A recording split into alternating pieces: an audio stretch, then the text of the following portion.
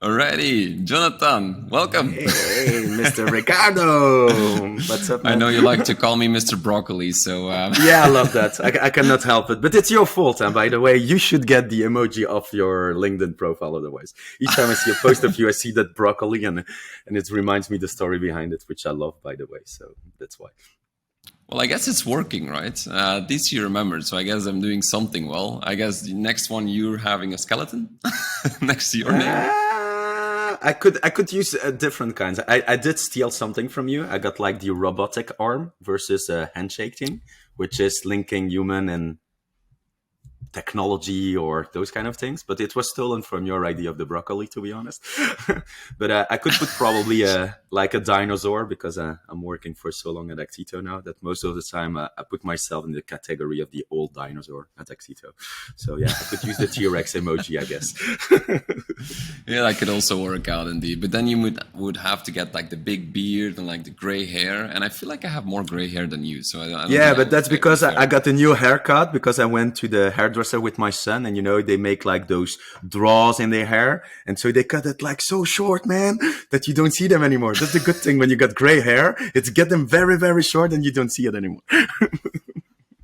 So that's a trick. I need to cut my hair, get it like, I go like fully bananas. Like, okay, that's the trick. Okay. That's the trick. You got it. That's why you see so much bald heads. They're like, am I going to go gray or bald? And then, yeah, okay, I get the decision there. Life is always about making choices, huh? You know that, huh? Life is always about making choices. Yeah, I'm gonna keep my gray hair for now. Like, if it gets too big, yeah, I'll see if I go your route. Makes sense, man. But before we get into the dinosaurs, basically, and the dinosaur story, I know you've been a dinosaur for a while, because I want to get back to actually the early beginnings. If I pronounce it right, it's Clearwire. I think that's a company you exactly almost started your career with. And what interested me a lot was that when you headed in, you actually became a team leader within a few weeks. So I'm really curious, like, walk me through that story, and what did you do differently back then that, boom, you were there? Yeah, it's funny. I think, first of all, Clearwire is like internet connections, and they had really a great technology called WiMAX. It was an American company. So that's already a big part where you can scale or grow that fast in an organization. Americans love that kind of things.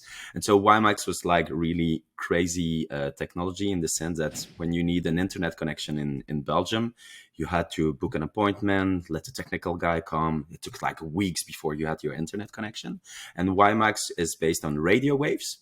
And so basically a sales rep could knock to the door of Ricardo and say, do you want to have like ADSL speed, like a good internet connection? And you would say yes. And you could demonstrate real time with just the modem putting in a plug, and you had internet, like 3 megabytes by speed. And so that product was just crazy. It was only available in Brussels and in Ghent, because you need like the infrastructure to do that. And so that's like who was Clearwire. And I was just changing. It was my second professional experience. I wanted to get back to the hardcores of the sales, because I did the B2B first, which is kind of strange. Most of the time you do B2C, then B2B. I wanted to go back to that B2C hardcore selling, door knocking, cold calling, everything you can imagine. And they were still very young. And so you had like a big book with all how the technology work and everything. I think that nobody gave a shit about that book, to be honest. And so everybody was inventing basically how the technology was working. So at that time, I think that Jurassic Park was like the great movies of that time. And you had those phones, satellites and everything.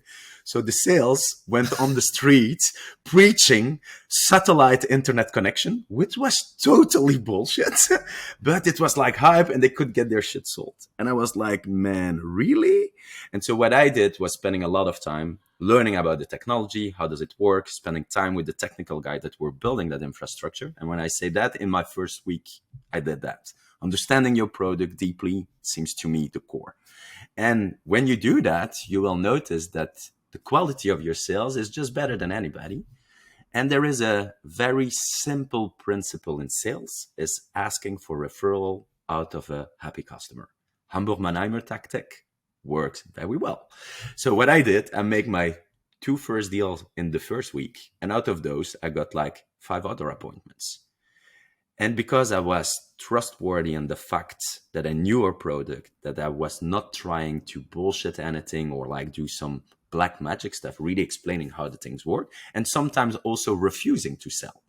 I can just give you an example. If you talk radio waves, you can imagine radio waves do like this. If you live in a basement, the radio waves don't come to the basement. Some sales rep were putting those modems in plastic bags that they were hanging outside, putting the wire in the bag and say, you see, you have internet. And I say, come on, guys, are you really doing that to get a contract? They were so crazy to imagine some crazy stuff just to get their stuff done. What happened? You get churn. That customer after a month say, fuck off, that is really a bad product, and it's destroying everything. And when the sales manager noticed that I had a good experience and that I was training the new ones about what was a product, he said, you know what, let's make a deal. Normally the target was 25. He said, if you make 35 contracts this month, I have a team leader function for you. I did 38 2 days before the end of the month, and I got the job. As simple as that. That's purely American, you know?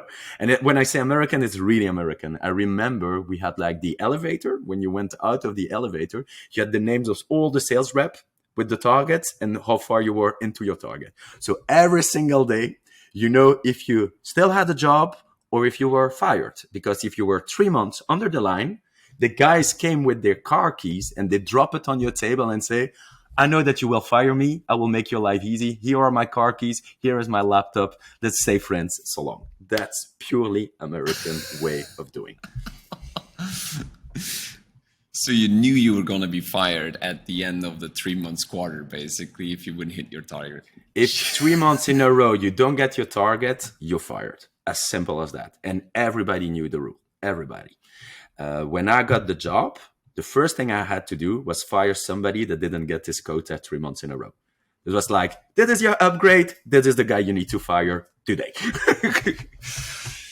You know, it's really that American way. Easier. Yeah, it makes it easier because it's clear. It's clear. Everybody knows. It's clear. It's like factual. Everybody knows. It's not emotional. It's not like, oh, your copy is good or bad or you're like underperforming. It's like, no, you didn't hit the target. Purely result driven. Result driven. Yeah. After that comes in the quality of your sales, of course, which is definitely important. But you know, when you're growing, you're doing always a bit into the gray. Always. When you need to kickstart something, sometimes you need to cut a bit the corners. But keep in mind that if you go too much into that, it will fire back to yourself like in no time. In no time. Like hanging bags outside of people's windows and hoping that the internet stays. and that is a very nice one. That's a very nice one. I got guys that did like even more crazy things than that. Throwing wires of 50 meters long, knocking at the door at the 10th floor and saying, oh, I'm just putting a modem over here. It's for your friends or your neighbor. 10 levels lower, throwing the cable through the window, swiping that cable back into the house. Yeah, no, it was nuts. It was really nuts. But we broke 2 times the European. Understood. We broke records. What I understood. Way, you know? Yeah. So what I understood for you is that instead of getting into that hard sales mode, you said, no, let me understand the product first, because from the product, I'll be able to better sell, basically. And hit the target, if I understood well. For me, it's the basic. You cannot sell something where you don't understand the entire scope. And when I say the entire scope, it's not just about the USPs of your product. That's the easy part. You know, I'm less expensive, I'm better, I'm more reliable, blah, blah, blah. Don't take people for fools. They can read that online. It's easy, accessible information. Understanding how things work, how are they deployed, where will be the future bottlenecks, allow you to have a conversation. I think sales, and this is definitely what I'm doing out of demand, it starts with conversations. And it starts by trustful conversations, fair conversations. Bullshitting is so easy, but is so short-term vision. I mean, if you have a target of 3 months, basically, which is for some products quick, some products not fast, then you could technically say that you kind of have to do the shortcuts, but in the meantime, also do the long-term things in order to keep on hitting them. Because if you know you're fired within 3 months, in Belgium, I think it's a little bit more, you kind of have to do the short-term things. Or do you feel like, no, you can still do the long-term things only if you have the American way of thinking about it?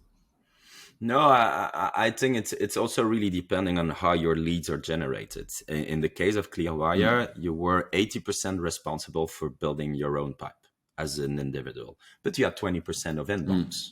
So there were still radio campaigns and those kind of things. So you can start scaling your first deals on inbound and directly getting into that referral kind of programs and trying to do more. So I think it's always, you need to find that decent balance between, I need to get my quotas so that I don't get fired and I get a decent pay, but I also want to build to become the future team leader, to making more revenue.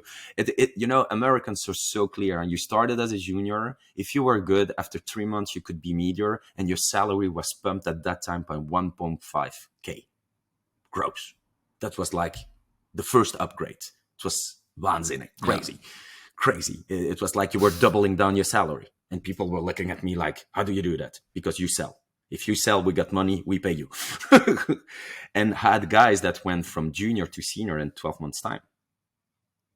But you cannot do that by just cutting the corners. It's impossible. It's impossible because there is something, and I wrote that in a book years later. HubSpot was really good at that. Sales got, or SDRs or demand, had commissions to introduce Ricardo to an opportunity. I closed that opportunity, but you were only touching 50% of your commission in the 6 first months. If the customer was still there 6 months later, then you got your other 50%. And those are the kind of things that, when I talk short-term, long-term, that you need to find that balance, I think, into that. And in B2B, it's the same. If I take my job today, I got business deals on a yearly base, maybe 20 grand. But I got other ones of 2, 3, 4, 500 grand. The selling time of the 20 grand versus the 500 grand is really not the same. But if I listen to sales, they will only focus on that 500 grand, but they get 2 opportunities of those. So basically, not a lot of chance to get their quota done. And they have 50 of those other ones. How do you do? Where do you put your energy? Big ones, small ones, a bit of both. That is always like the blurry thing into that. Definitely when you're like us with an as broad, I will say, pricing modules and offering. It's about the balance between the long term and the short term, and seeing where you put the X at first, I would say. Yeah, I think that. And I'm always, when I was owning sales in Benelux, I was asking to every BDM to have what I call a moonshot. And a moonshot is a 6 figures. And I say that one is the one that pay your vacation for 2 years if you get it done. The rest is basically what you should be doing every day. That's a nice way of seeing it. Maybe a question for that. It's like, how did marketing automation back then look like? Like, I mean, you said 20% was inbound. How am I imagining marketing automation at that time? Yeah, there was no marketing automation, I believe. It was human automation. It was really human automation. And you cannot even imagine. We did radio spots preaching about the technology, and people call 0800, the free numbers. And at that time, we were still getting a fax, man, at the headquarters. It was a fax that came in, and they say, Ricardo, phone number, address, email, has requested a demonstration of the product. And I was picking up my phone and I was calling a sales rep and I say, I got the lead for you, man. Do you want it? Because it's in your region. It's Saint-Gilles. It's whatever, because they were split by region. And that was the automation. Really, that was all the automation we had at that time for Clearwire. What are we talking then? So Clearwire is what? Let me check. That was 2007? Yep. 2007. I was like 23 years old, a year and a half experience. The thing that led me there is basically the fact that I'm trilingual, which is also very important in Belgium, at least. I'm curious, and I think every salespeople I think we hire too much on hard skills for sales, where we should hire much more on soft skills. Curiosity, Yeah. willing to learn, experimenting mindsets, all those things that you cannot easily assess during an interview are the ones that I love. Yeah, Um, perfect. I'll be talking to that in a second about it. But I want to take you 10 years later. So not 2007. Let's bring us a little bit into the world of 2017. What I understood from America is that in America, marketing automation was pretty well known. Like they were advanced in terms of Belgium. Like they didn't even know what marketing automation was. So mhm.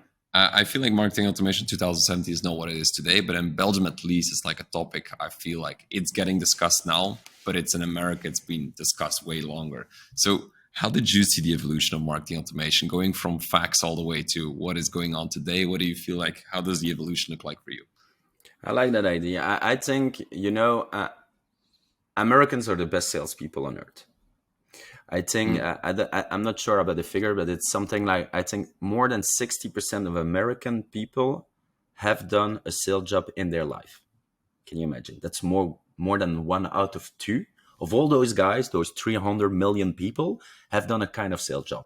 Can be selling books on door to door, being in a McDonald's, doing coffee, whatever you can imagine. Because studies are really expensive. They need to work before they can like build their own studies and those kind of things. So that's already the starting point where we are really different from Americans. I don't know, when you're 16, you're walking in the Deleuze, you're not doing sales. They work at Starbucks. And what do you do at Starbucks? Oh, Ricardo, you want a cappuccino? Did you think about this, this, this? They are already learning upsell when they're like teenagers. So it's really part of the culture. And marketing automation in US was about Salesforce automation, automating repetitive tasks that allow a brand to convert an anonymous people in a prospect and making that a customer. That was like the hardcore of marketing automation. And if you take still the MarTech landscape from Scott, for example, you will see that lead scoring, sales automation are part in that same marketing automation category. And that really came out of the US for a simple reason. For example, opt-in didn't exist. You may mail everybody in the US. They didn't care. Unsubscribing was useless. All those things.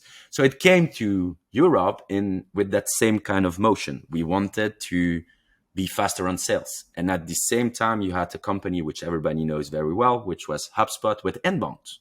They created that category. And so it became inbound was about bringing those leads and marketing automation was about closing those leads.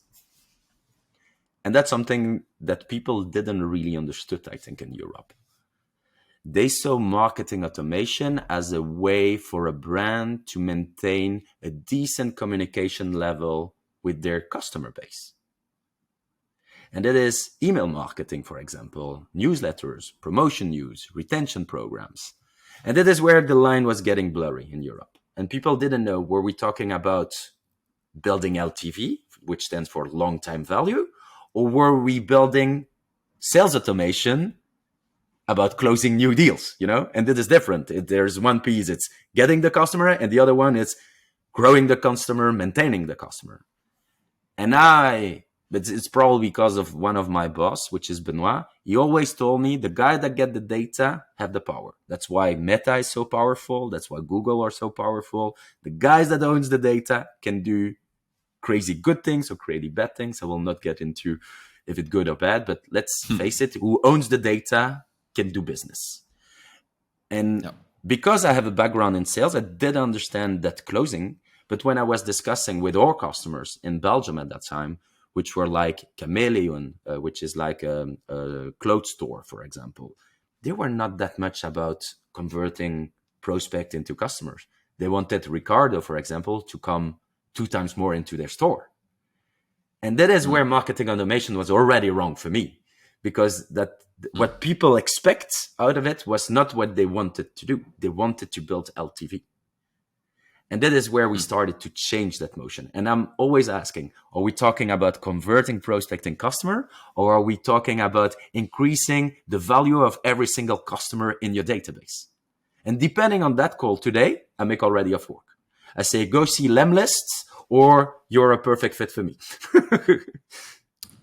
Got it. Yeah. So one is, I guess, acquisition more, and the other one is more retention, you would call it. Yeah, and even increasing the upsell and lifetime cross value. sell. And even upsell and Yeah. cross sell. If I take my VP marketing cape today, basically what I try to make my customer and my prospect understand is today acquisition costs will only get more and more expensive. Right. I think buying an email address 10 years ago was probably a couple of euros, where today we are talking about 20, 30, 40 euros. But if you think at the same time, and that's probably because I'm partly Dutch, if you think at the investment that you do in a campaign, I'm trying to sell like a plane ticket to Ricardo. My margin is getting smaller and smaller. I do manage to convert Ricardo. You're doing that first buy. I'm still not earning any money. I'm still losing money because of the acquisition, which is too high.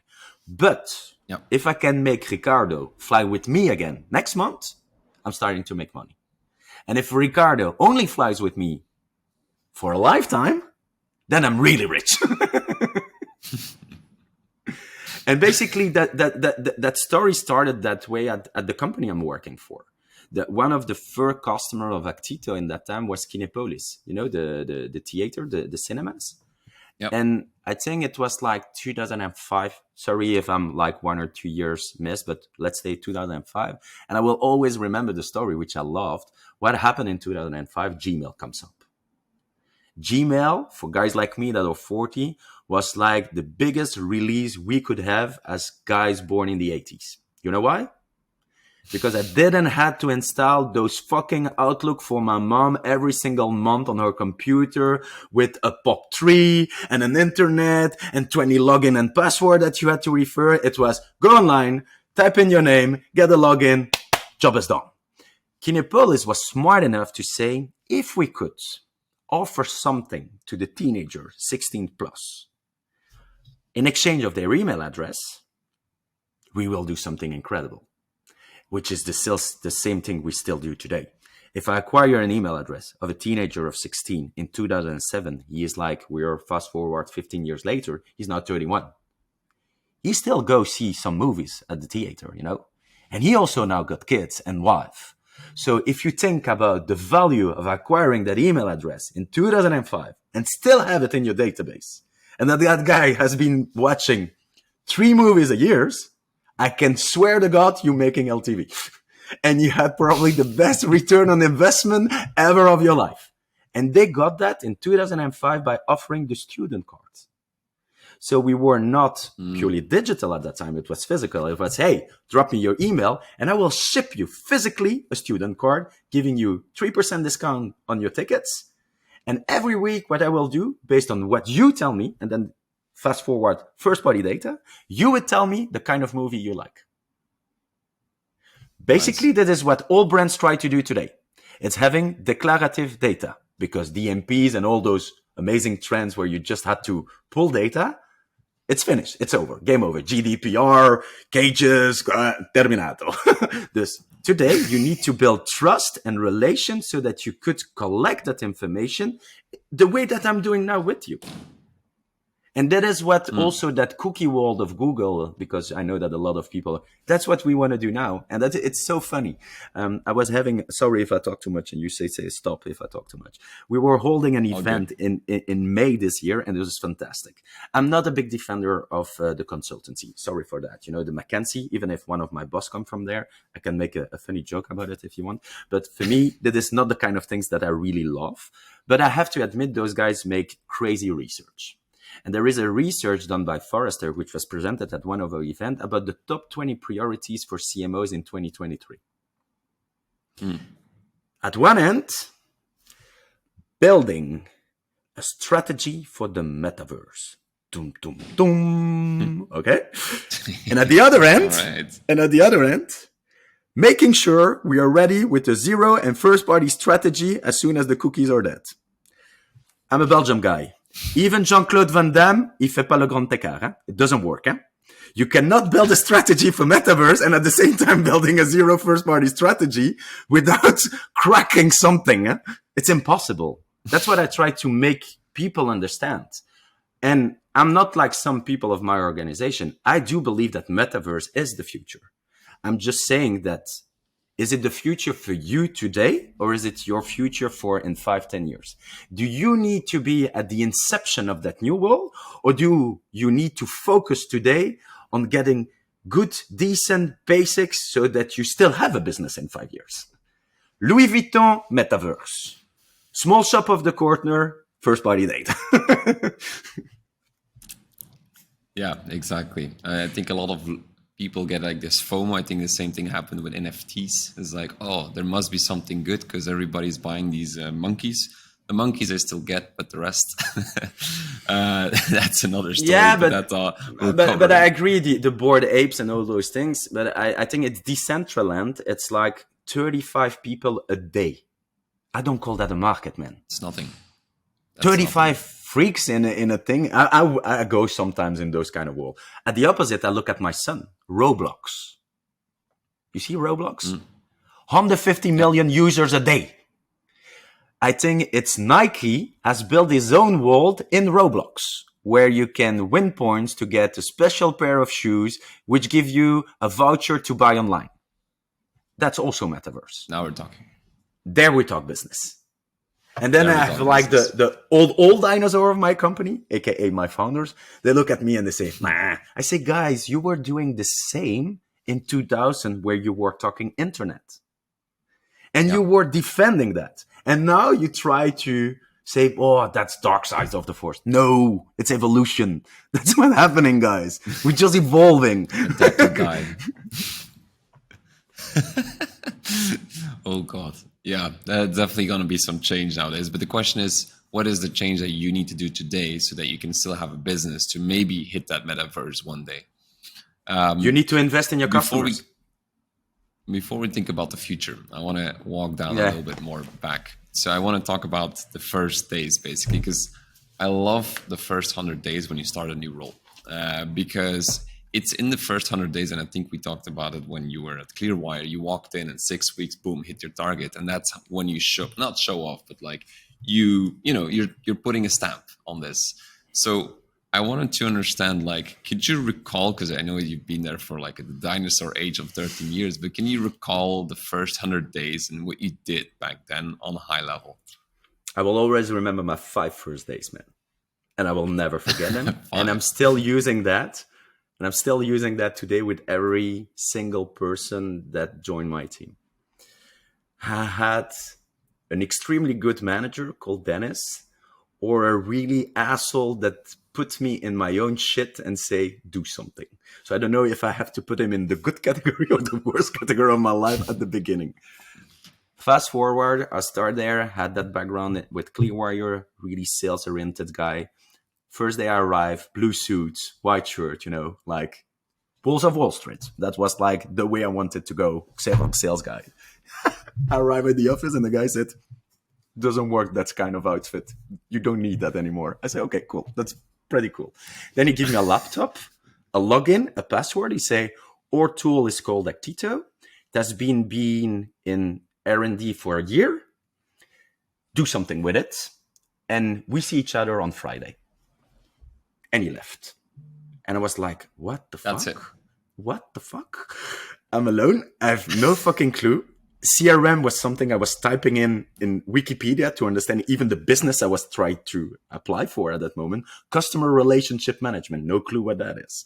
I did the entire crazy process of being hired at this company, which is pretty crazy because we had use cases. Like the first question they asked me in my hiring process was, how many, I don't know, you say that in English, you have the piano and you need to accord the rings.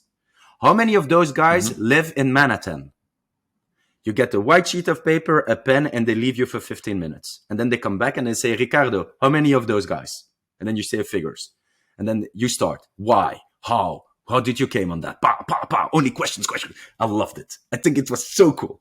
And then at the end of that conversation, I said, now I want to know how many of those guys are in Manhattan. And the guy looked at me and I said, I have no fucking clue. And I loved it so much, man.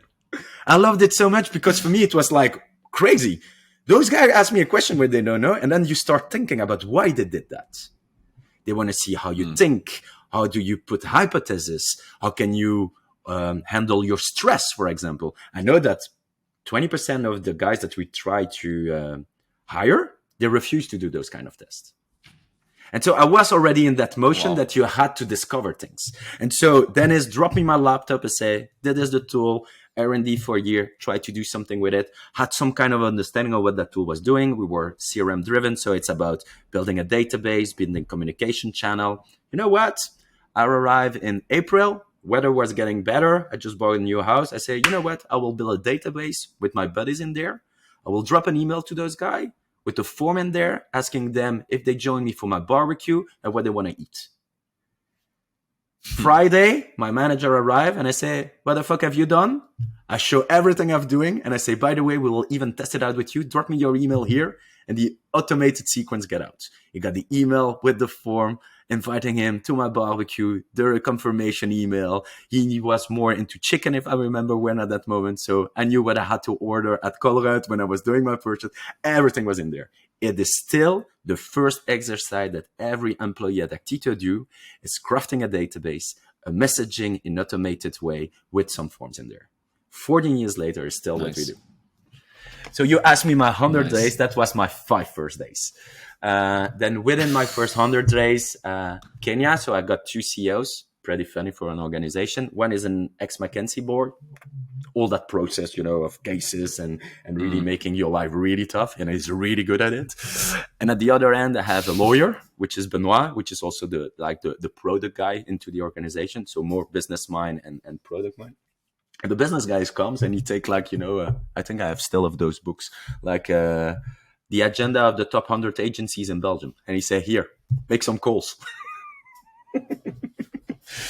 Try to get in with those guys. And okay, what do I tell those guys? Which is the pain we're solving? Yeah, try something. Awful. Really awful experience. That was really oh no, again. I did cold call before, don't get me wrong. I think cold call is most of the time perceived as something annoying, not good. I think it's wrong. It's like opening a first conversation with a lady when you're in a bar. It's tough, but it's not awful. It should be cool. And the more you will approach it with a smile, with openness, or more fun it's becoming, or more successful you're in there. When I was at Clearwire, we bought mirrors in the calling room. So we had phones, next to each other, and then we had the spiegels, really the mirror. And I say, smile. When you look at yourself, smile. 20% increase in booking. If I call Ricardo No way. hello, I am Jonathan. I'm pretty sure that you need something for internet from, hey, Ricardo, I'm John from Clearwire, an amazing company which is providing kick-ass technology and internet. And I'm wondering if I can have a meeting with you just to demonstrate it. If that's interesting for you, because I think you're a gamer, because you're probably the same age as me. You're putting that energy into your conversation. Boom. You have fun. The guy at the other end doesn't feel annoyed by, again, a fucking sales guy trying to sell him directly something, That was fun. And it was just by putting the people, I say, look at yourself. And so that was in the first month. So I did that, and I had a fair, which is called Digital Firsts, which was really close. Still exists. I was there. I'm part of the alumni, not the dinosaur, but the alumni of there. I did presentation 10 years ago about why people should care about marketing automation. 10 years ago, I was already speaking about that. And at that time, workshops didn't really exist, which is very famous now in those kind of events. So what I did, I took a TV on the booth and I was holding 4 sessions on the day. We're explaining how to start building a database, how to put your first email campaign in place. And basically, I was stealing the traffic from all the presentation, and the people came to my booth to follow a workshop. It was so cool. So cool. I think it's spandex. You just hacked your way in. Yeah, but I did. I even didn't perceive that I was hacking the event. I just wanted to test out things, show what I was learning in a couple of weeks, seeing if there was some kind of value for people, if they wanted to engage. And my first customer that I sold came from Digital Force. It was ABB, which are still customer today. And we have them in 6 markets. You see, that's what I also called LTV. That's why I'm not obsessed by conversion from call to lead to sales. I've not been driven by that, on that short-term vision. I started at Actito. We were running probably around 1 million ARR. We do 16 times more today. I was employee 30. We were 165. And I love all that. The fact that today money is expensive again is so cool for me. Money was not expensive enough. Yeah. Everybody could raise capital in like this. And it's not to guys like you that I need to say it, hypergrowth. You may lose shitload of money. Nah, no problem.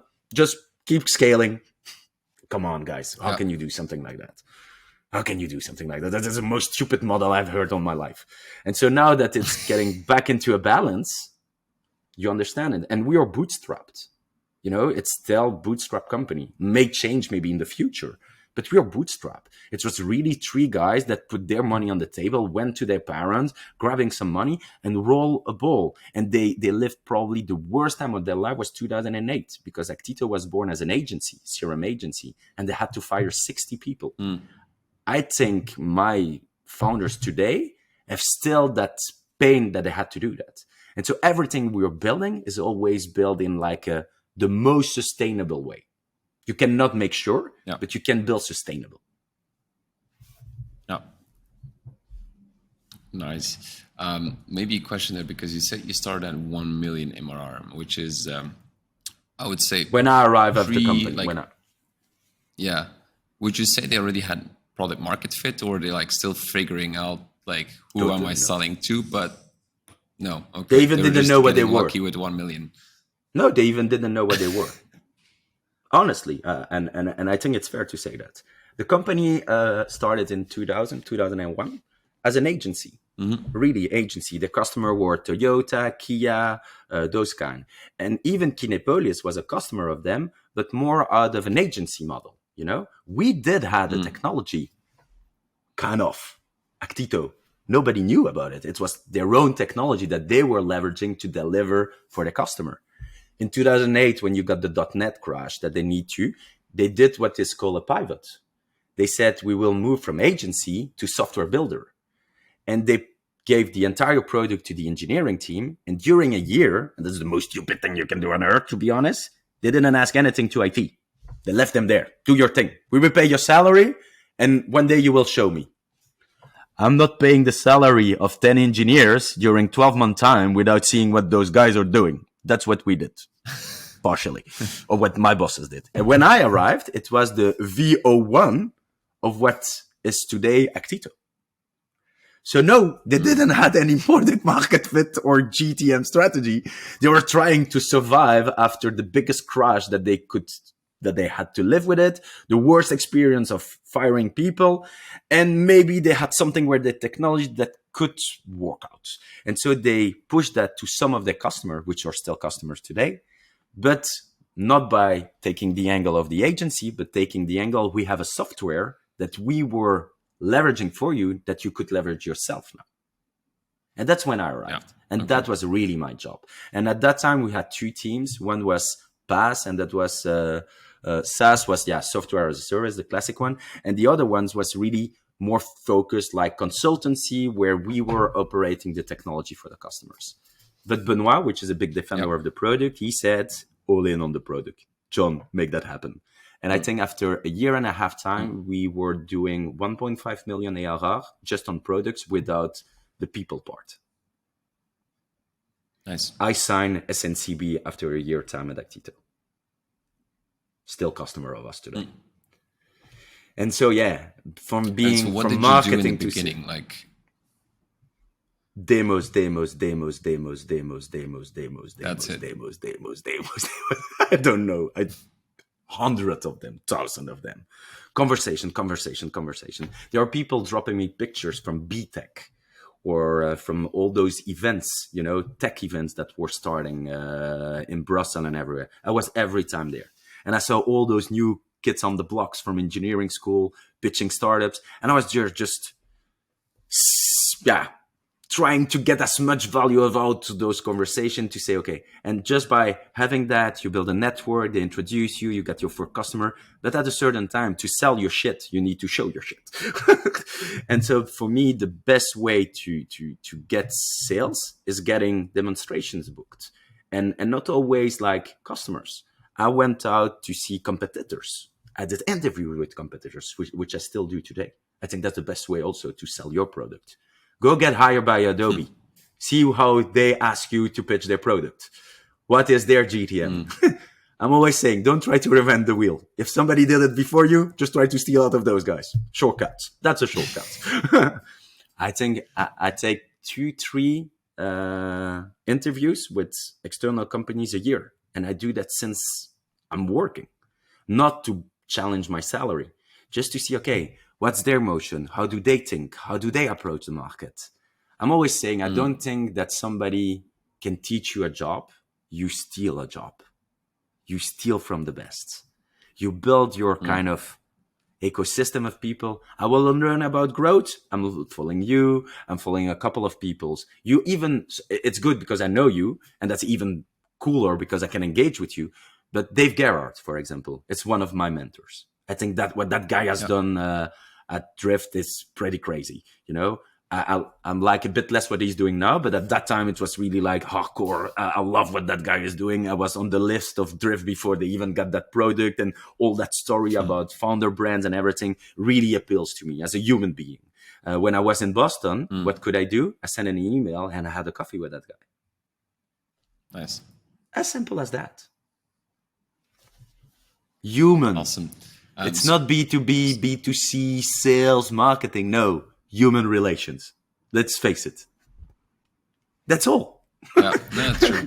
Especially, it's always about the people driven. And do you understand that in Belgium? So it started off as an agency, then you went into the SaaS, and the first thing you've done as to drive demand was following events, making sure that you're there, learning from the people. So you did the demos there, or was it like you meet them up, you're like, I have this interesting product, would love to give you a demo? I would say the two, man. If you it's like versieren in English, like trying to get a lady. You know, you have two ways. Seduce. Yeah, sorry, I was not on the word. It's like the same. If the lady is showing a lot of positive signals at a certain time, stop running around. Just do the thing. So if I was at an event having a conversation with somebody that was showing real interest, it's really easy to pick up your phone, put 3G at that time, connect my laptop, and do the demonstration. On a sofa, in the kitchen, I don't care. I did that everywhere. I did that in gas stations. You don't care. If the moment is there, I think this is really important to sales. There is that momentum that you may not miss. But you need to have that feeling around it. And that's the same with seducing. At a certain time, you need to make that move. If you don't do it, you will not ever. Move on. And so I did both, to be honest. I went to events to learn from others, but because they will ask you always something back, you know? That's something I learned with Kenya, which is more the McKinsey guy. I think it was in like 2012, we were with an economical mission in the US. So Belgium, you know, they take a couple of companies to the US to meet the lovely USA kind of landscape. And I was like, man, I think just 30, 31 maybe. You land in Los Angeles and you see all guys like your boss, blue suits, 45, 50. I'm like, fuck, man, I'm the kid on the block. What do I say to those guys? They could be my dad. And I go to Kenya and I say to my boss, I say, it's really cool that you took me with you, but I feel so uncomfortable. I'm not legit over here. And he gave me a slap behind the head and he said, why wouldn't you be legit? You know our product, you have been helping brands, but I don't feel legit to talk with those guys. I say, I don't ask you to talk with those guys. I ask you to ask a question to those guys. What are you doing for a living, Ricardo? And I just dropped that, and the guy in front of me started to talk for 20 minutes. And I was like, one question, 20-minute conversation. I can do that 20 times if you want now, man. I feel comfortable now. You know, and that is where the entire game changed in my mind. When we say sales need to ask questions, need to listen, I agree, but it's about a conversation. In the beginning, you just set that out, and now I can like interact based on that. But it's not just about being there and just dropping 15 questions. That's like, no, it's a conversation, but it's always start with a question. Seducing Yeah, the lady that's is the true. same. Seducing in the lady is the same. I was Do just you gonna say, do you go for a dance? Do you want to drink? Should we meet after? It's a question. yeah, And no, that's where that's the true. entire And then you game realize switched in my mind. I was like, okay, I start understanding how that shit works. the only thing you have to do is ask a smart question. I always say like you can gauge somebody's smartness by the questions that the person asks. I always feel. Definitely. And so, do I understand that? Okay, I get the point where you started out to drive the demand. I guess you're still doing the events because that's something that always worked. I feel, It's part of the core of or is our that not organization. anymore? No, I think I'm with budget for the moment. I think that 35%, 40% of my marketing budget today is dedicated to events. Now you have events and Yeah. events, definitely in Europe. Uh, Quick word about Europe versus US. When you're in the US, you have a market of 360 million people, I think, more or less. And honestly, okay, the guy that live in Texas, which is Clint Eastwood style, versus the guy in Boston, are different. But at the end of the day, they are all American. They buy pretty the Mm. same way. They behave pretty the same way. Try to sell to somebody in Paris the same way that you would do with somebody in Amsterdam by applying the same playbook. If you can do that, I want to know your playbook. That's the main difference between US and Europe. And I was discussing Mm. with a very well-known entrepreneur in France, and he said, "John, it's not difficult. Americans always do the same. You're successful in Yeah. US. They go to UK, same language, pretty same. It works. Then they go down to France.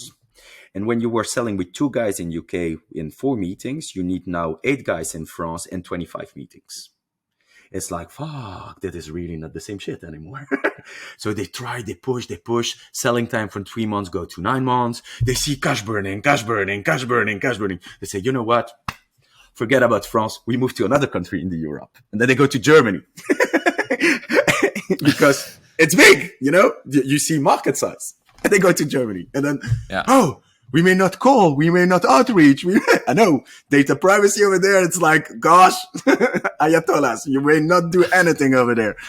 And they love to buy from German. So cash burning, no successful. They are 3 years later, they go back to the US and they say, you know what, fuck Europe. I go back to my 360 million inhabitant market. Easy. And I think this is why Europe should be basically kicking the ass of US. Because of that richness out of our market, because we do have really different type of customer behavior, expertise in markets and everything, we should be owning the SaaS world, not the US. We. And Yeah. when you were talking about marketing automation and the fact that they were mature, I can swear to God, I'm spending quite a lot of time in US. The sophistication, not the complexity, which is different for me. Sophistication is, in the little lines you can go versus complexity. In Europe, 20 times more than what US are doing. US, the story you hear, it's 2% of the market. 98% of the market are just spamming as much as they can and cold calling you. Crazy. That's a reality. We do much more sophisticated things in Europe than what is done in the US, although the technology comes from the US. Oh, wow. And just for me to understand, because I want to walk through like the demand generation, new countries in a second. Sure. But what are the things that you're doing differently now compared to the established countries? So Belgium being an established country, you said 40% goes to the events. What is things that now you're doing differently compared to when it all started? Sure. Like you said, I started a long time ago where you were doing a bit of everything. But we did an acquisition 5 years ago, I think, 4 or 5 years ago. And so we were opening France. We were present in Belgium, France, and Netherlands. Netherlands was really like early stage. And in France, it was already having some traction, I will say.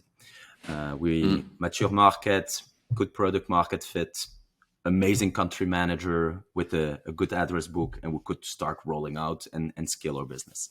Then we did that acquisition, and I'm always saying on a weekend time, we went from 50 people to 130 people, from 2.5 market to 6 markets. Because today we are present in Belgium, Netherlands, UK, France, Spain, a bit Portugal and Quebec.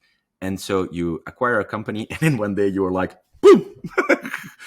And I was like, explosion. And when they did that, they came to me and they say, hey, John, we have a mission for you. You are becoming the VP marketing, and you may not say no, and you need to align this shit around the 6 markets. But I'm an entrepreneur, guys. Right. I'm just doing entrepreneurship in a very solo way. I was reporting already at that time directly to one of the founders, but I was really open. I went from success management to product to sales and surfing where we needed me or where I felt I had value. Now, I'm always saying tactics eat strategy for breakfast, and I'm really tactician much more than a strategic mind. I try to change. Even at 40, you still try to evolve. And so in one time, I had to switch that. So the first thing I did was kill all the field marketing. I said, finish. No more field marketing. We centralize everything in the headquarters, and every country may request support for field activities.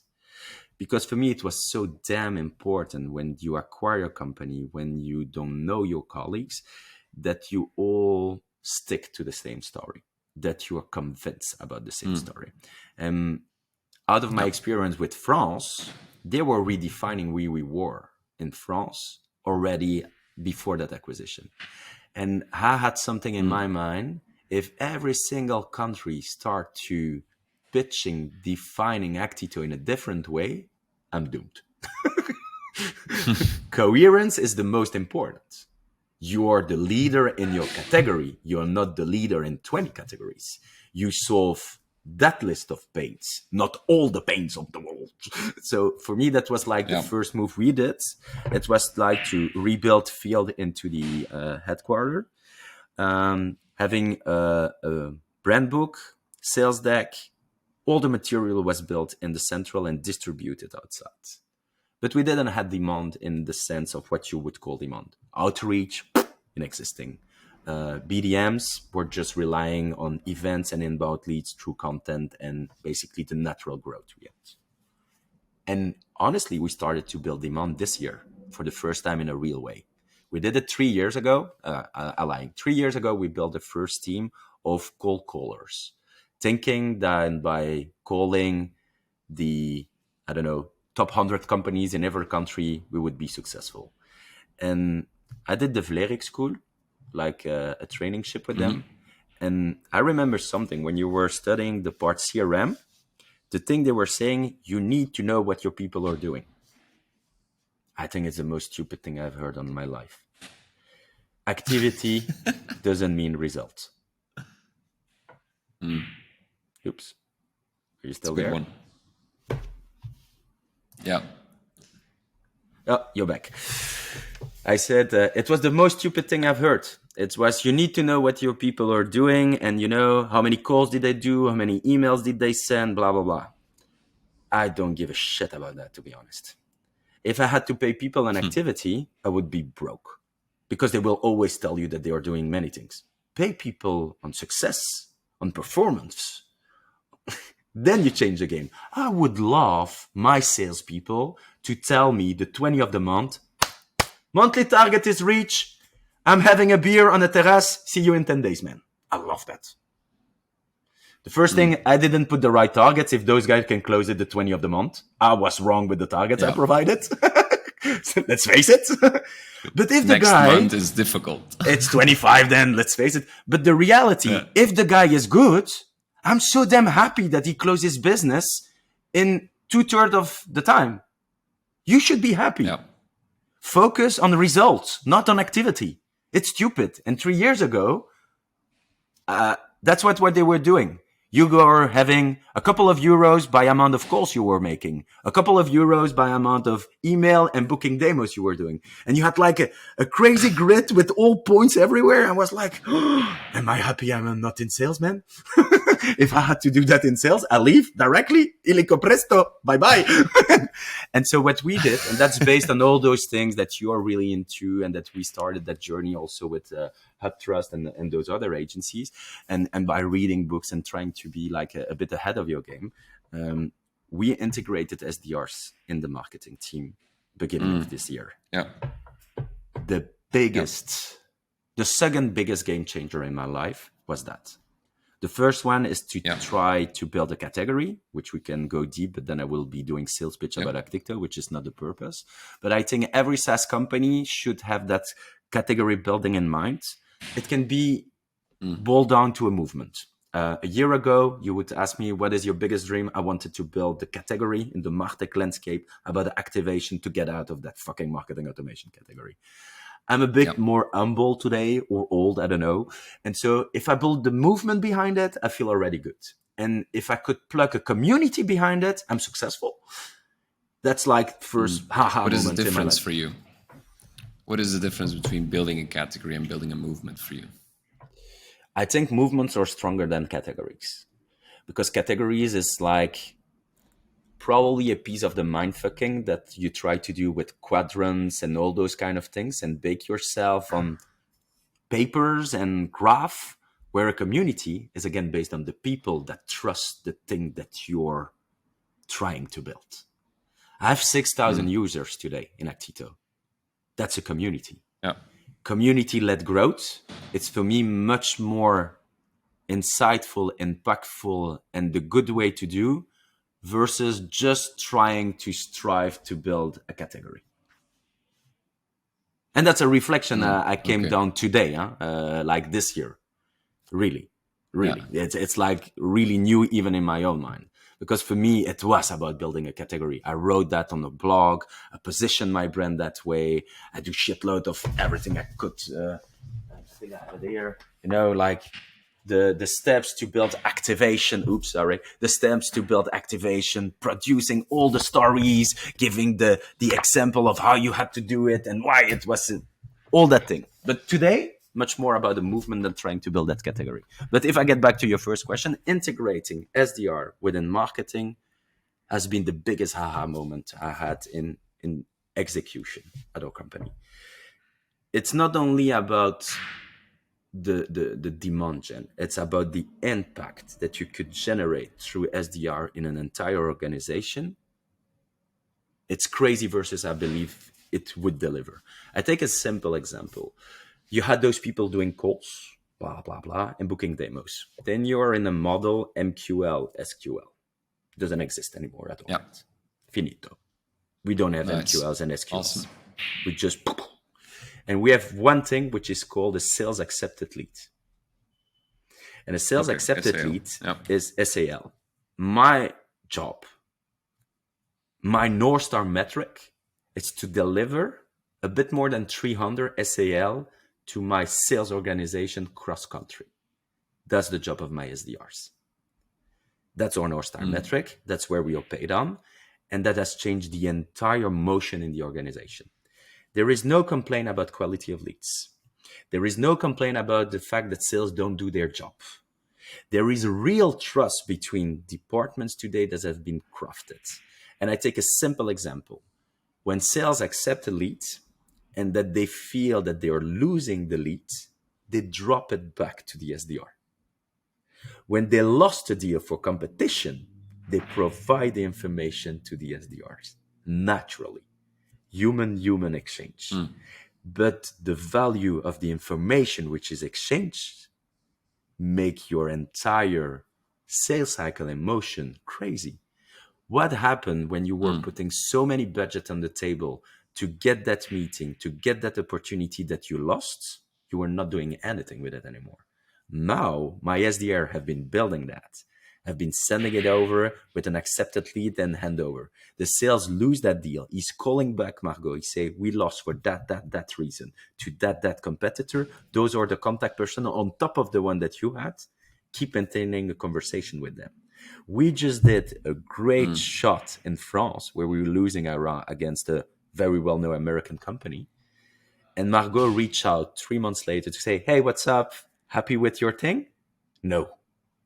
They just said no. Yeah. And she said, could we help? Yes. They have 2 contracts with the major American and with ourselves. You see the difference? And that is a game changer for me. That's a real game changer. It's like when I was talking about those referrals that I was doing at Clearwire, that is like the same kind of motion that you're having with that. You never lose a deal. You just didn't win that deal yet. You didn't Big seduce the difference in girl, change. but you will seduce her. It's really changing your mind. And so that's one. And then you see other leverage, like we were doing newsletters because everybody do that. What is the follow-up people in B2B do on a newsletter? Hey, buddy, we have 30% opening, 5% click, and 0.2 unsubscribe. Awesome. Let's get back to the coffee machine. Nobody does anything with it. Nobody does anything with it. My SDR, they go to marketing, corporate marketing. They say, can I have the report of the newsletter? And they engage humanly with every clicker of that stuff. 2 to 3 leads every month get out of the newsletter today. We do events, like I said. Love it. What do you do in events? You invite prospect and customers from your pipe, and then you use your SDRs. And I say, I want that type of company at our event. Go for it. Leverage on every field activity through SDR. They generate 20 to 25% of the people that are present come from my SDRs. Take another thing. You change job. You will say it on LinkedIn, like everybody does.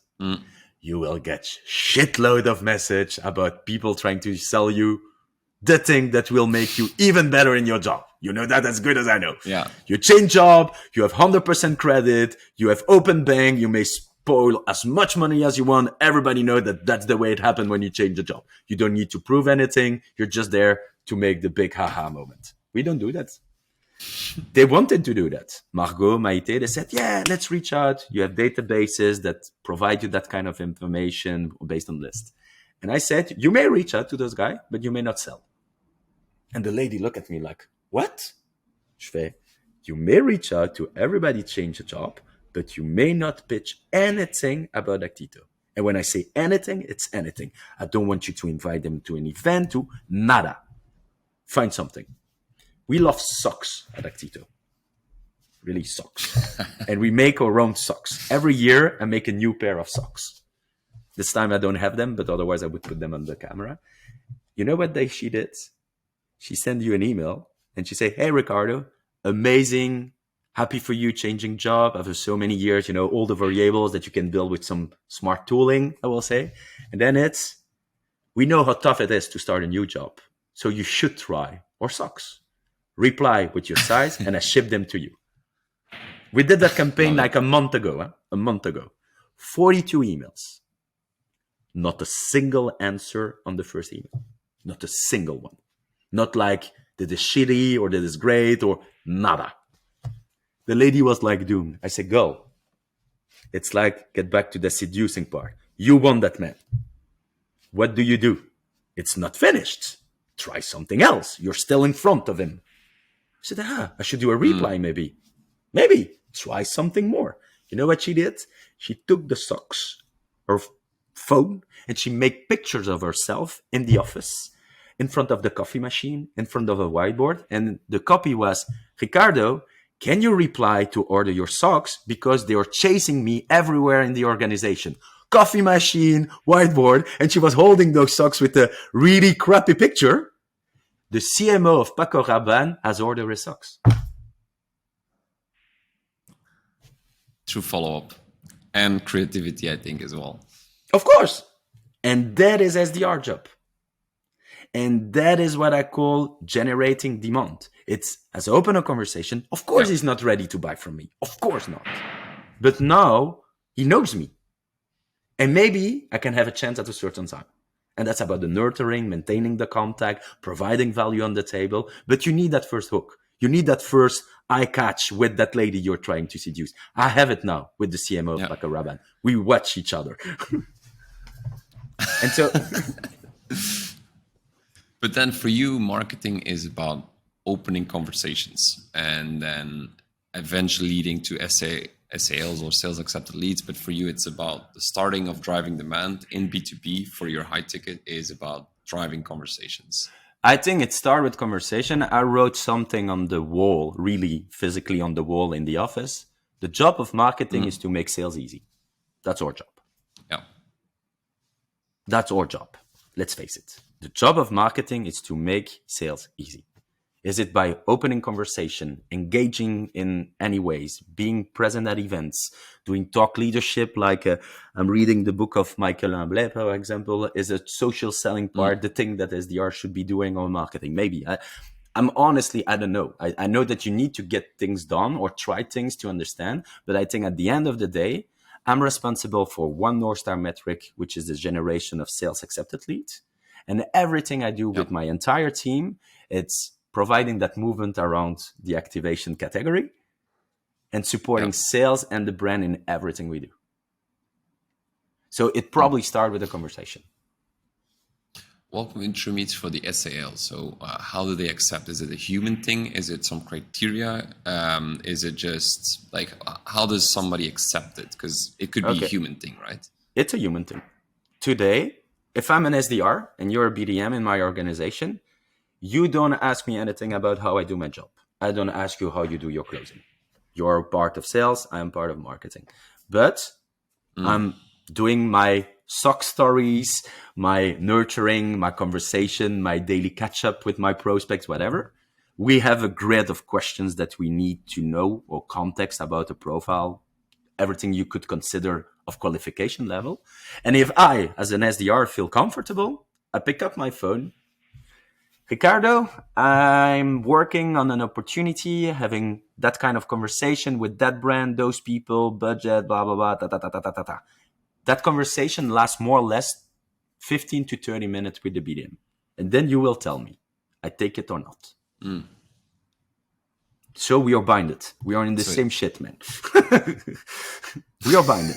We are in the same shit. So the sales basically says yes or no. I feel comfortable with this, or I don't feel comfortable with that. It's still a human thing. It's not based on criteria. It's not because of budget. Well, they have it in their back. Of course, they have it in their mind based on the conversation. If you tell me, you will ask me question as well. Oh, but do you have an idea about the budget or the time frame or who is the champion, who would be the destructor? You will request me that. And that is how my SDRs are getting better. Let's face it. I think there is a really wrong conception about SDR into the market and at my organization as well.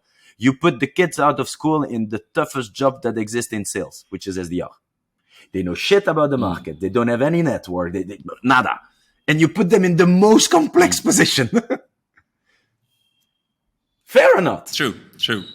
You need to ask the good question, have the good conversation, being knowledgeable, but you know shit. How can you be all that? That's my job. That's how I feed my people. You know, that's what I was telling you. You don't learn a job, you steal it from the other ones. Why is Gong so good in the US? They record calls. What can you do with that? Everything, man. Hey, when you had that question, that was like the hook that you had to take. You didn't spend enough time opening questions. That's why those companies are exploding.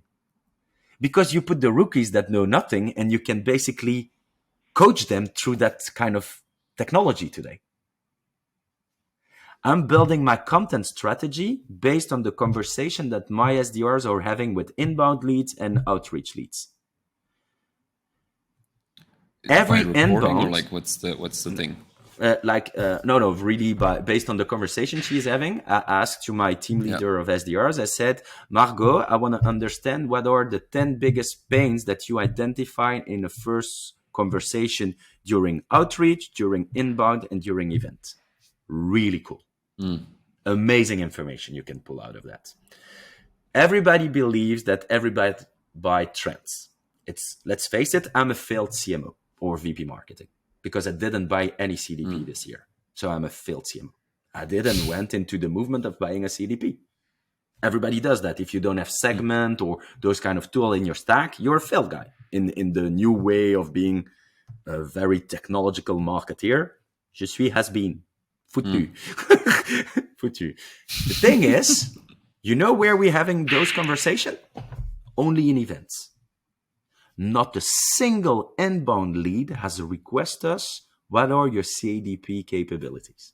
Not a single one. And that is so gold, man. But I know how you think about things as well. I was talking with our SEO freak, which is really a mad scientist. And he is like, volume games, go for 20 blog. Those are the keyword research. I say, that's the intent. He said, okay, ça va, j'ai compris. Yeah. It was finished. Even that guy, which is an expert in this clue, when I was showing him based on our simple research, why were the people coming to us? We can craft an entire content strategy around that. Yeah. Beauty of an SDR profile again. Exactly. For example, people looking for me, the first question that most people, or the first pain that the people try to solve by coming to an organization like Actito, it's about automating processes. And it's really funny. The first guy I hired ages ago at Actito, when we were all holding the interviews, what do you understand with marketing automation? What you just told me. What everybody was saying when they were get out of school, we need to automate processes so that we can free up time. Mm-hmm. Yep. And then we need to free up time so that we can loop. They didn't add any fucking clue about what they were telling me. It was just using the word automating processes. But I say, basically, let's erase all the humans from Earth and automating everything, and then it would be much easier. If I tell you that by automating stupid, repetitive tasks, you could generate time to build creative, impactful campaigns. How does that sound to you? Yeah. And the guy said, I want to be hired. I say, you're hired. Done deal. Done deal. But you see, it's again, those are the conceptions that school doesn't teach you much. School teach you to learn things. Work will make you apply the things. That's why I just have a bachelor and that I wasn't able to do like engineering and everything. I would have the masters of. I remember my brother like having books like that from law where he had to keep everything, like remember everything. When do you do that? I just opened Google. I type in Google. I go read. I go learn. Learn the people to use the tools today instead of just reading books and keeping those books in their hand. I have many books over here. When I'm looking at something, I just open a book or type in Google. And that's what we should be teaching at our guys. I love to see my son. My son is convinced that internet, it's like air and water. It was there always. Normal for him. He's born with internet. When the Wi-Fi doesn't work, he cannot fix it. You and me, we can fix that. We can fix it. You know, an IP address, rebooting the mode. They don't get that. That's what's making probably those generation like you and me a bit different in the market. Because I was born without internet. I think we had internet at my place when I was 13, 14 years old with that blue Belgacom kind of ugly piece of shit. I didn't have the 56K. My grandparents had that. But yeah, that was like the thing. And I remember that my brother and myself, we were putting our on the Zakgeld or monthly money that we get from our parents to pay the internet. Because my parent didn't want that. It was useless for them, you know? And so we said, we don't want any money anymore, but we want internet. And at that time, you didn't connect two computers. It was impossible to connect two computers to the internet. It was one wire that went to the computer. So what were you doing at that time? You were buying a second LAN card, which is a network card, tweaking the cables in there, and you could plug in, plug out for a computer and put two computers in a series because I had a little brother. So we had to exchange it. You learned that. Shit. And there was shit. There was nothing on the internet. When you were typing in how to connect two computers to a single modem, nobody wrote about it. I was in a forum. It was like MRC or gamers.be. Those were forums where you were asking the question, or Cora like today. That was how we were learning things at that time. Yeah, the laptops that would crash when they're becoming too hot, basically, when the fan was overheating and suddenly it goes like... I have it over there. I should pick it up. I have the first hard drive I had at home was 512 megabytes. 512 megabytes. That piece of technology got 128 gigabytes. And when I try to explain that to my son, he looks at me like, "Je comprends pas. I don't get it." What's the difference? What is like a picture? What is that? Like how big is that? Man, is that like 5 pictures, 2 pictures? You're traveling a lot. I know that you're like very nomad. For my son, it was normal to pick his phone in Spain and to be able to surf TikTok. Remember 10 years ago, if you were doing that, you were bankrupt. You would have spent 3K internet on your phone on the beach because you didn't cut it out, and your parents would have killed you. Yeah. They didn't understand that if you keep your phone switched on and you're flying, you would be broke when you land. Exactly. My mom still cut his mobile phone. My mom do a call, then close, really shut down, and she reopened the phone. She types in the pin and she calls. She said, "Mom, you may keep it open so that people can contact you." Yeah, but I see the message when I open it back. Yeah, different generation. Maybe a question, because I definitely wanted to ask you about the expansion, basically. If you would have a B2B SaaS founder right now, in like, this is a room and we're sitting here, and the person is saying, you know what, I want to expand from Belgium to other countries in Europe, not the US, because the US is similar, or semi-similar, but Europe basically. And we want to do it all from here, like from Belgium. We don't want to have country managers. What would you say? So if I get your question right, is I have a headquarter in Belgium. I want to scale in Europe without hiring country managers in the market I want to expand to. Yeah, I want to scale. I want to do the whole Europe, but everything has to remain in Belgium as a focus. Crazy? Not crazy? I think it's not crazy to have an headquarter. It would be crazy not to have country managers. But why? I think, and that's where I think, depending on how we see like hierarchic organization, if I take the example, I've been working around with the organization. It's not just my call. It's how we do it at our end. I think you need a country manager because I'm so convinced about the value of human. You need somebody which is driving the boat. And that's a country manager. But for me, the country manager is also the first sales manager. It's also the first customer success manager, the first support line. It's an extension of a CEO role in the market.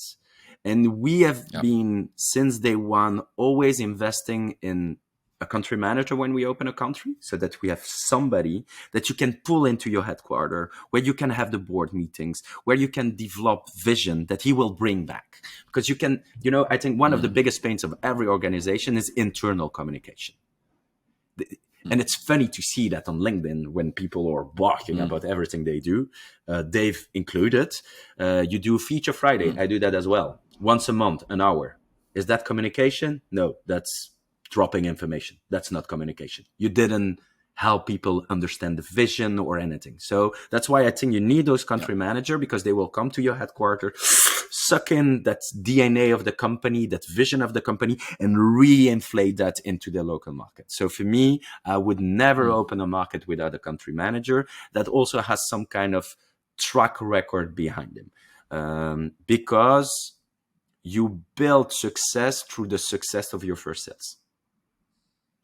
My marketing has always been built on the fact that we make our customers, and definitely first customers, successful.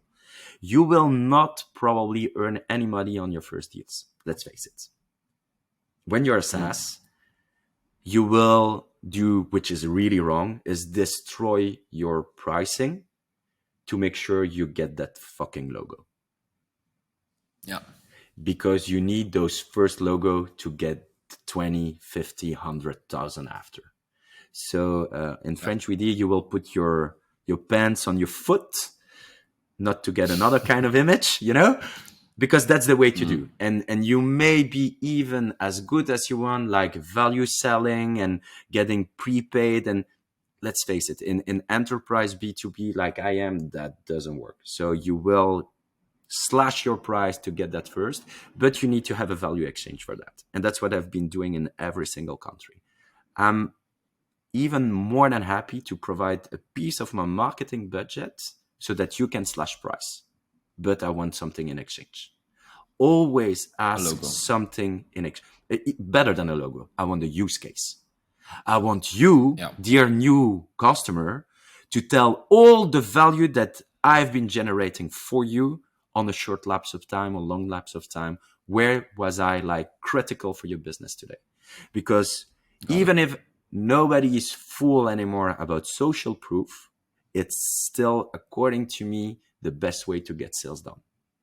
And I will and everybody know that you can manipulate all those kind of things. We do G2s. I think I'm too honest because I just arose the database and I say provide us reviews, and we get sometimes from those hardcore feedbacks back in our face, but that's how you learn it as well, you know. And that's on a decent feedback. Assume always good intent in feedback. It's really tough for me. I'm a very emotional guy. So when you fight things, or that you say this is shit, I can take it very personally, and sometimes I need to find that balance in there. And so there is a lady in my team that has teach me assume good intent. Always assume good intent with feedback, and that's something that is now drilled in my brain. And when I'm going to fire out for good or bad reasons, I'm always just rephrasing that: assume good intent, assume good intent. I read it back, and then most of the time I'm getting like 20% down in the rage or in the fighting spirit I can have, you know. So yeah, definitely, but that's how I am. Otherwise I wouldn't be there, you know. I would be an entrepreneur, but I have a wife that loves like some stability, so I make a choice to become an entrepreneur. Today, many people think that Actito is my company. Guys, okay, I have some shares in the company, but it's definitely not my company. When they do the exit, they stop working. When they do the exit, I still have to work. Big difference. Okay? No, but I want to be honest as well, you know? And so, yeah, for me, country manager is the key, because that's where you will have that drive. The second thing is you always need local sales. Sales is local, definitely in Europe.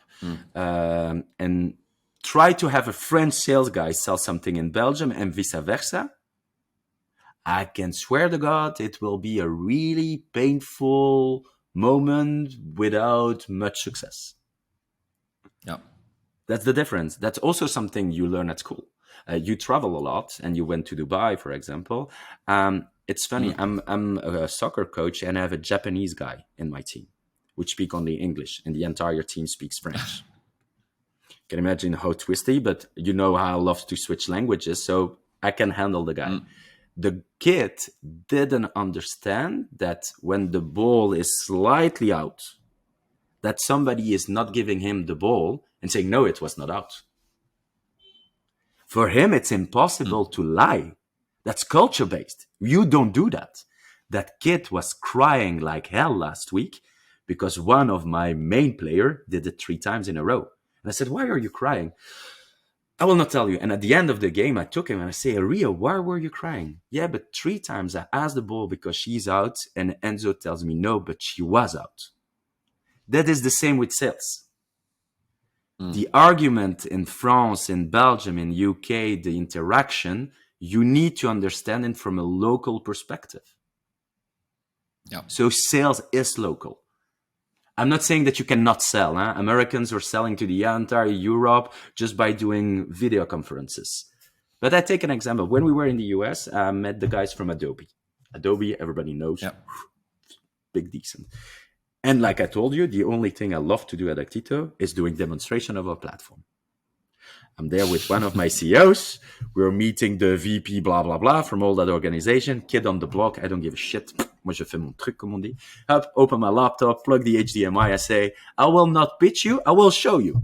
And I go into the tool. And one of the key elements, according to me in Actito, is we are a multilingual tool. Not in the interface-wise, but we own multilingual. Why? We are Belgium. Imagine me sending a French campaign to somebody living in Antwerp or vice versa. I'm just generating World War III. Let's face it. That's how it is in Belgium. It's a pity.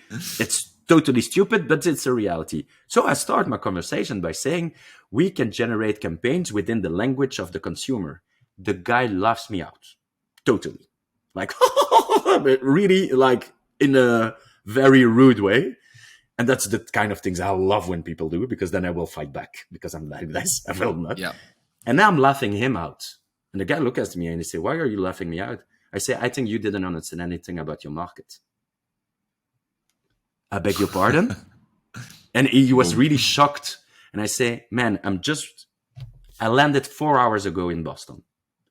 every board in the airport is English, Spanish.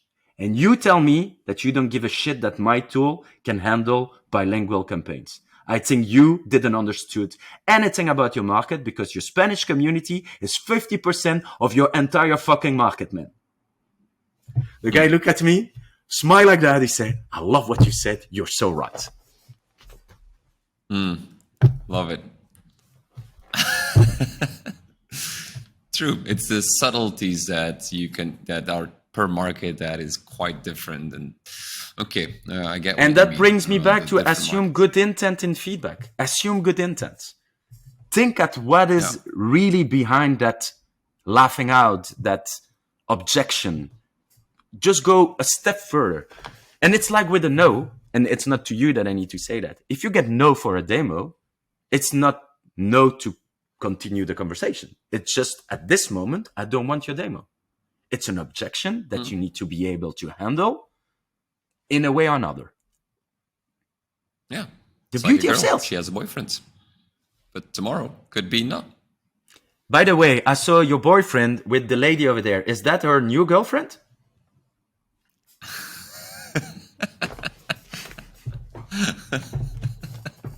Now you have some interest. That's what I mean. Okay, now we're making fun over here, but you get what I mean?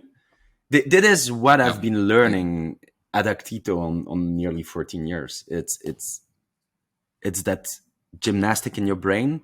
It's being sharp as much as you can. Don't get destroyed by the fact that they seems to be bigger than you, huger than you.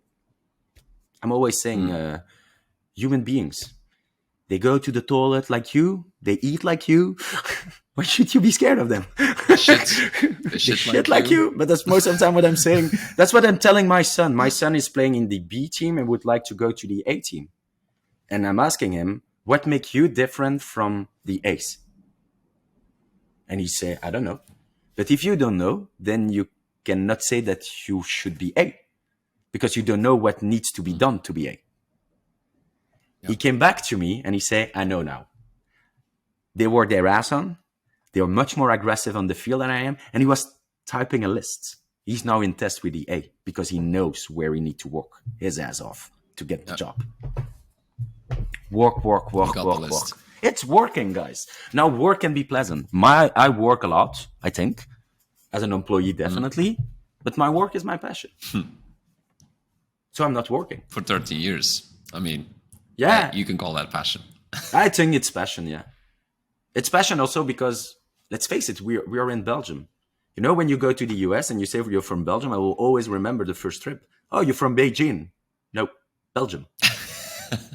Beijing. No, waffles. Belgium. Chocolate. Waffles, fries, beer. That thing between France and Netherlands. Yeah, that's kind of dot on your map. That's me. That's where I'm from. There is something in between. Oh, there's something in between? I thought they were connected. You know what Americans are saying from Belgium, huh? A pin in the ass. 11 million inhabitants, 3 governments, 3 languages. Don't go there. Too difficult. Don't go there. You will not make money. Let's face it. That's why most of Belgium enterprise have a problem to scale. You should think your business directly international if you boot it in Belgium. Directly, from day one. That's not something we did at Actito, because that was not the ambition at the origin. But today, if I win a small lotto that allow me to say that I can put my own fee to boot a company, I boot it in Belgium, but I scale it directly in Europe from day one. Market, Europe, not Belgium, Europe. My market is Europe. Which is a very different mindset, right? You start with the end in mind, going scaling, and you adapt the product completely towards that.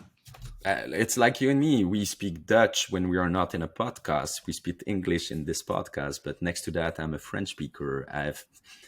That's something that you need to integrate directly. People think that when you write content, you translate copy. Try to translate copy and see what the local people will tell you about the quality of your paper. Huh?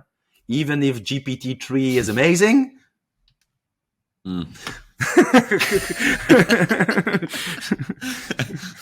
Nope. Nope. Yeah, try speaking your Dutch against well, I was saying Holland yesterday. Actually, I was out for a beer and somebody said, I was like, "Oh, how is it in Holland?" And they're like, "It's not Holland, man. Netherlands." Netherlands. Yeah, Holland is a That's region how of the fast it Netherlands. goes. Yeah, it's a region Yes, from the yes. Netherlands. And it's That's funny to see exactly that. what I got. Yeah, my dad is from Amsterdam, so I've been growing with that. And my dad was a hippie, so it was even crazier. I could tell you shitload of stories about what a hippie dad is. And at the opposite, I have a mom that was working in a high school. So at one hand, I had John Lennon. At the other hand, I had Cruella from Les Dalmatians. That was like my living. It's yin and yang, really. When everybody talks about it, they always like, your family's nuts. I say, you're so right. You're so right. That's a compliment nowadays. Definitely. I asked to my dad when I was 12 years old, what is a magic cigarette? And my dad says, come with me. And he made me smoke that entire thing when I was 12 years old. I've been sick like hell for an entire evening. And I didn't touch it for years before I even started again. That was kind of association very bad. That was the learning curve with my dad. You know, it's about experimenting. You want to experiment? I will be with you, man. But you will smoke it entirely. And I was like, well, I can do that. I never smoked a cigarette at that time. I've been sick like hell. I still remember. And at the opposite, I had my mom like, school. So technically, if your boy at 12 years old has a drink, you're just gonna get him wasted. Yep, probably. Give him a hangover for a few days and say, "See, that's what happens." I did that with my dad when I was 18, because my dad loved rum, Bacardi, and I said, "I'm 18. I get you today." He said, "You get me?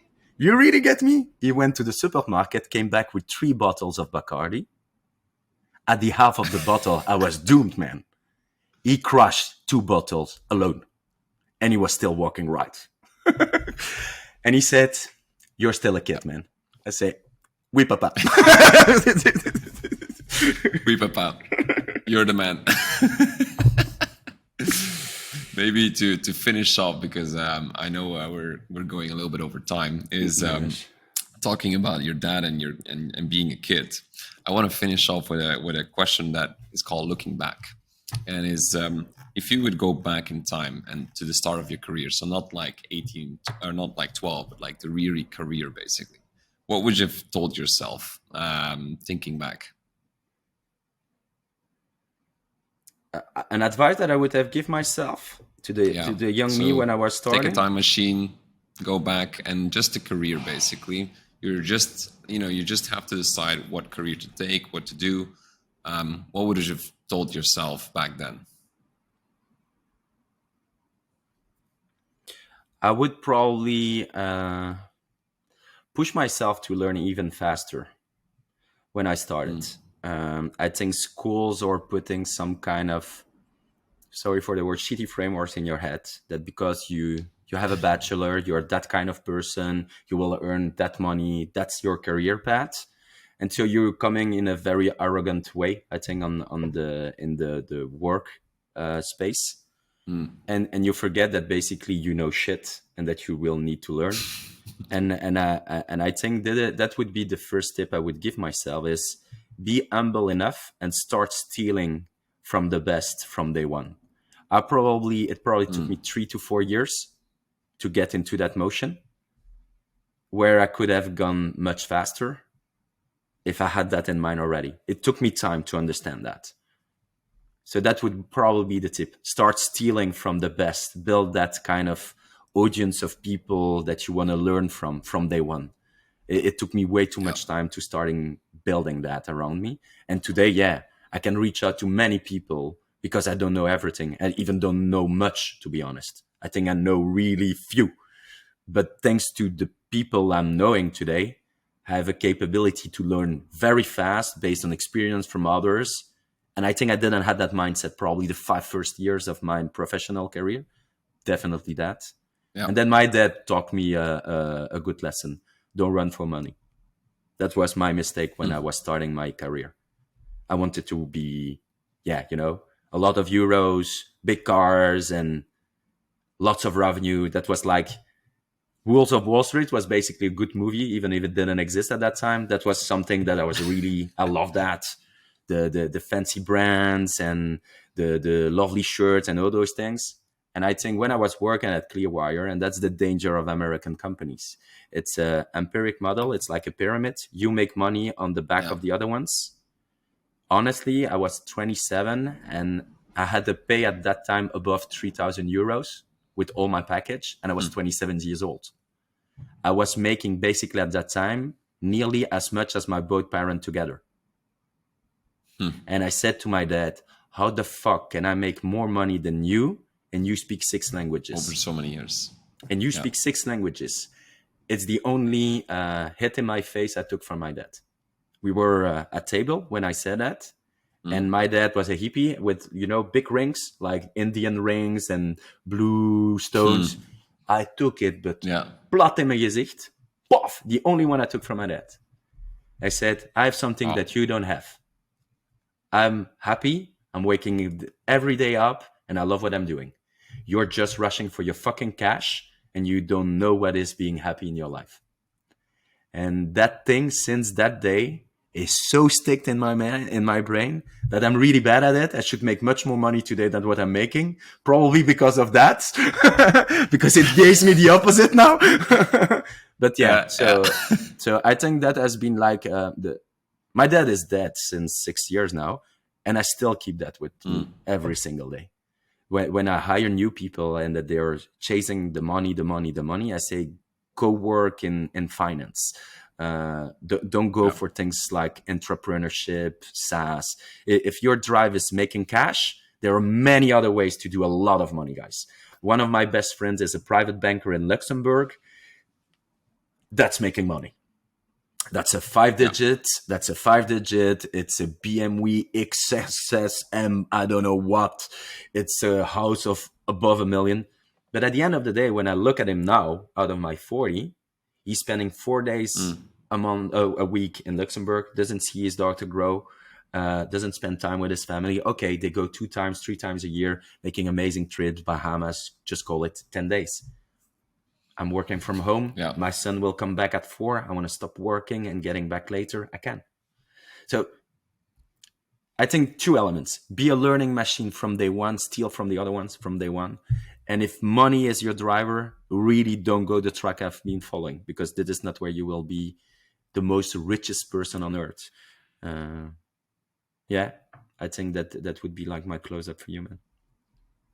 Love it. And I wanted to thank you for your time. My pleasure, man. It was fantastic. I actually learned a lot. So that was really amazing. I actually wrote a lot of stuff down. I'll be closing down the podcast right now. But I just wanted to thank you, first of all. Thank you, man. I love the conversation. I love